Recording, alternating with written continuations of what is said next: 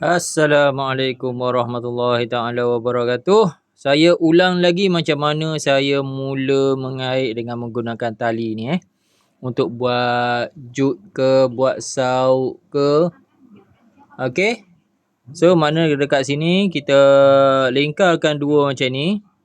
Okey, lingkar macam ni. Okey, lepas tu kita masukkan macam biasa, anggap ni. Okey. Okey.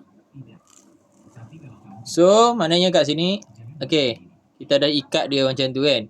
Kita tak perlu ketatkan sangat. Kita untuk mula ni, kita buat 20 mata atau 15 mata. Cukup lah. Okey. Boleh? Okey, kita masukkan macam ni. Okey. Masuk macam ni.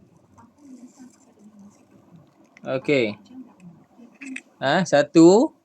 Masuk lagi sekali. Masuk lagi sekali. Ni kena buat 2 kali baru kita buat mata macam ni kan. Dah 2 kali. Masuk ni. Okey. Okey. Lagi sekali. Macam tu. Caranya. Kita buat. So, maknanya kita buat sampailah 19 mata Kita bukan tak buat sampai 20, kita buat sampai 19 je. Sebab 20 tu akan keluar nanti bila kita cantum Okey. Faham tak? Tu dia. Siapa nak cuba boleh cuba Biasa saya gunakan ring kan. Kali ni saya tak ring lagi. Saya guna tali je. Okey.